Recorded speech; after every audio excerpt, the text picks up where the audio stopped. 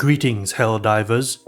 Today I'll be sharing my first impressions on the weapons of the Polar Patriots War Bond. I'll first be going over the paper stats and gameplay experience of each of the weapons, and then I'll close the video out with my final thoughts and whether or not this War Bond is worth getting. So let's dive in. In this War Bond, we have the following weapons to unlock: the AR-61 Tenderizer, the SMG-72 Pummeler, the Plas-101 Purifier, the P-113 Verdict, and the G13 Incendiary Impact Grenade. Here's a table showing you how many medals you're going to need to spend if you make a beeline for just the weapons alone. With that, let's take a look at the weapon along with its more detailed profile stats, starting with the AR-61 Tenderizer. The stat package it has can simply be summarized in a single word: average. Why? Because the numbers really don't deviate that much from the base AR-23 Liberator. In fact, if you compared it side by side, the Tenderizer has an edge over the Liberator in terms of total ammo and magazines carried, but as far as damage output goes, because of its smaller mag size, it does less damage per mag. The total firepower difference between the two weapons isn't that far off either, with the Tenderizer having just 1500 more damage than the Liberator thanks to its larger ammo reserves. This stat package is most puzzling considering the description of the Tenderizer talks about having more stopping power in exchange for a lower magazine, but here the damage is basically the same. Where the Tenderizer does have an edge over the Liberator is in terms of handling and feel.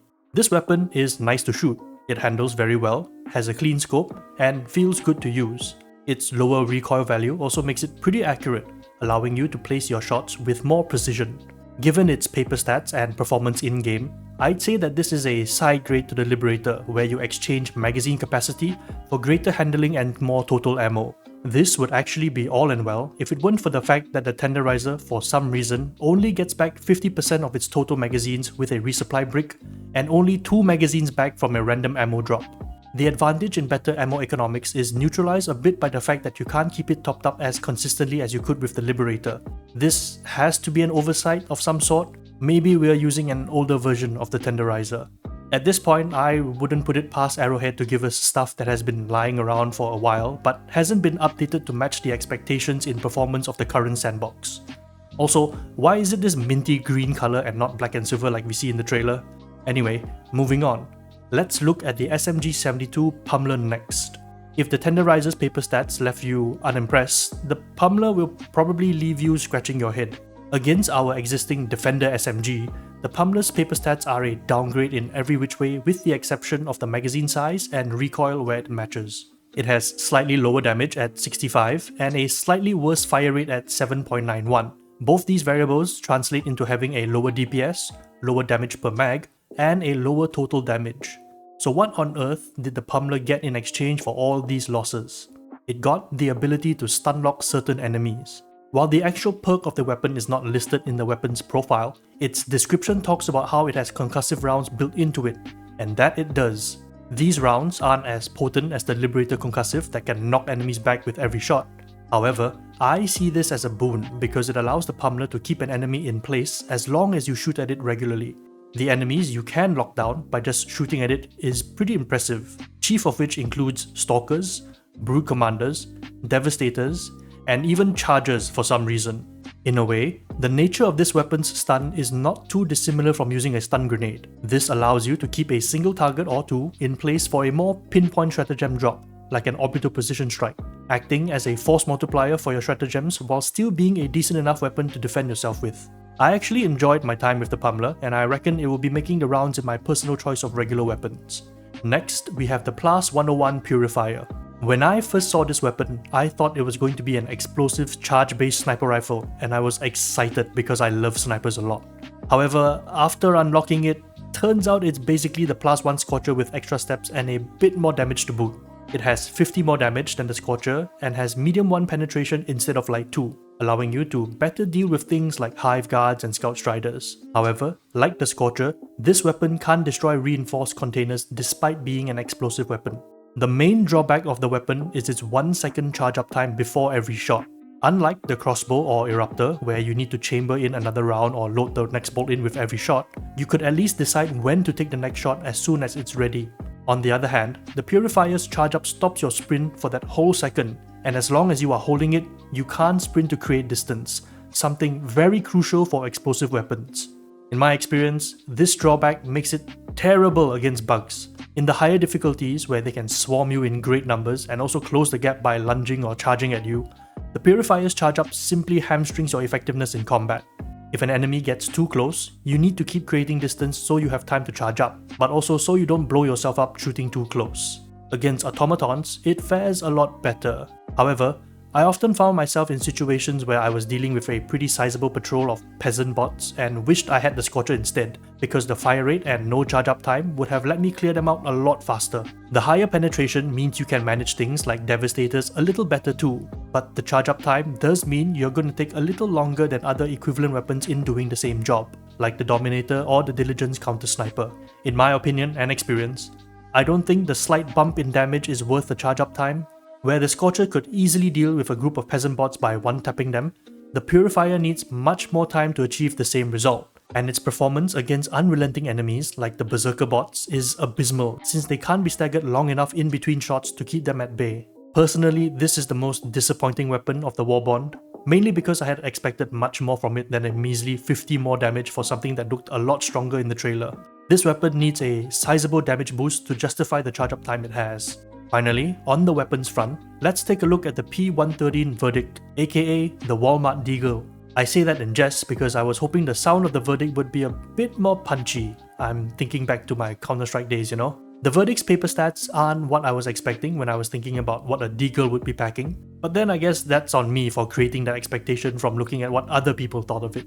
On its own, these numbers don't quite tell you the full story. We need to compare them to our other similar sidearms, the Peacemaker and the Senator, to give us the full story. If you look at the numbers closely, you'll notice that the Verdict is just a bigger Peacemaker. It has very similar stats in terms of ammo economics, but where it stands apart is its damage output of 125 instead of 75, and has a smaller magazine of 10 instead of 15. The Verdict's higher damage per shot with equivalent total ammo gives it a significantly higher total damage, allowing you to pack more damage into your loadout, even more so than the Senator.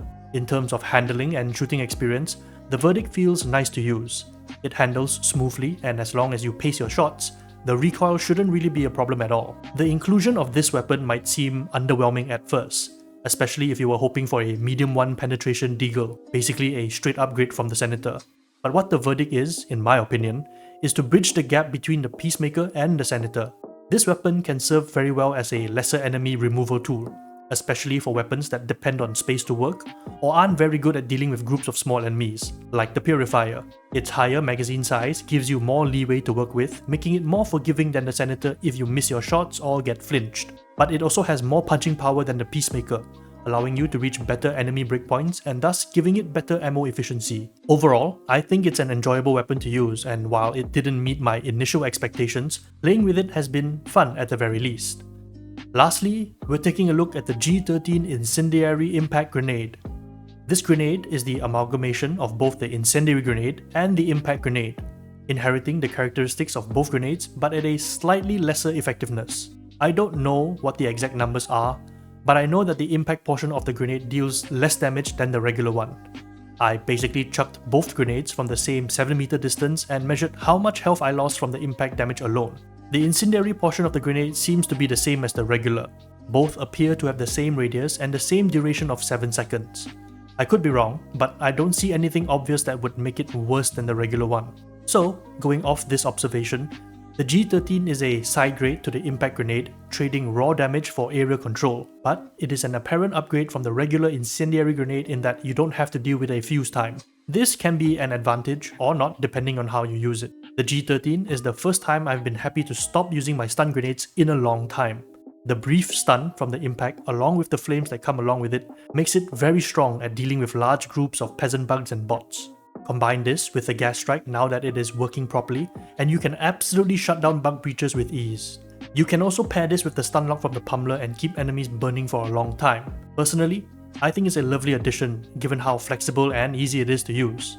Those were my first impressions of all the weapons that come along with the Polar Patriots Warbond. Now, to give my final thoughts about the Warbond as a whole. If I had to summarize this entire Warbond with a single description, it would be side grade. Unlike the Cutting Edge or even the Democratic Detonation Warbond, Polar Patriots doesn't introduce a new way to destroy enemies or expands on your playstyle options. With Cutting Edge, you got the Stun Grenade, which gave you an on-demand hard crowd control tool which not only helped create space, but acted as a force multiplier for your airstrikes and orbital stratagems. With the Democratic Detonation, we got the Grenade Pistol, giving us the all-important ability to close bug holes and fabricators without needing to use grenades, support weapons, or stratagems to deal with them. It allowed us to trade offensive power in our secondary slot for more utility, opening up options for stratagem choices.